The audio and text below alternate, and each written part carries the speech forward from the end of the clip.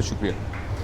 انہوں نے یہ بڑا ضروری سوال ہے بیٹا آپ نے پوچھا ہے کہ میں ایک نیک کام کرنا چاہ رہی ہوں, میں اچھا کام کرنا چاہ رہی ہوں, لیکن کچھ عرصے کے بعد لوگ ابھی یہ کیا کر رہی ہے بھائی, یہ تو میں ڈی موٹیویٹ ہو جاؤں گی. اس کے لیے بیٹا صرف ایک حل ہے اس کا. جب آپ نے کام شروع کیا تو وہ کس نیت سے کیا تھا؟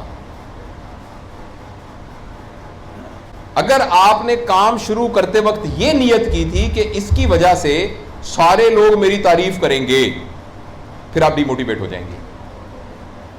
دیکھو میں نے فیس بک کے اوپر ڈالا, میرے لائک ہی کوئی نہیں آیا. اگر آپ نے اچھا کام شروع کرتے وقت لائک بڑھانے کے لیے وہ کام پیج پر شروع کیا تھا, پھر انشاءاللہ العزیز آپ بہت جلدی ڈی موٹیویٹ ہو جائیں گے.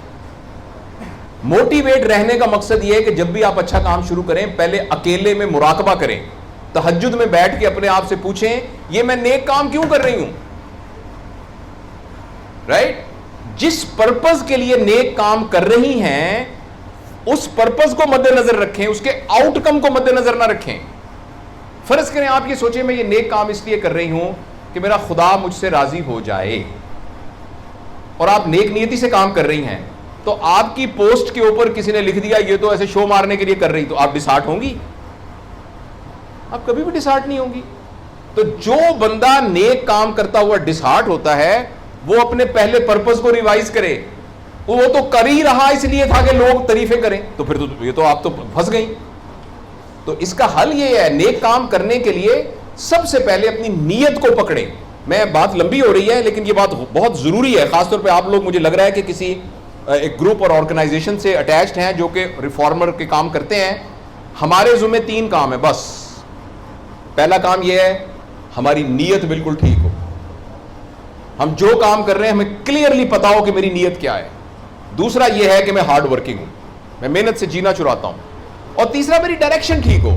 ڈائریکشن کا مطلب ہے کہ آپ مینٹرز کو تلاش کریں, اسٹریٹجی بنائیں, دیکھیں میڈیا کو کیسے یوز کرنا ہے, باقی چیزوں کو کیسے یوز کرنا ہے, اور آپ اسٹریٹجی بنائیں اور اس کے مطابق عقل فہم کو استعمال کر کے اس کو عمل کریں. یہ 3 کاموں کے آپ ذمہ دار ہیں. نتیجہ کیا نکلے گا اس کے آپ ذمہ دار نہیں ہیں.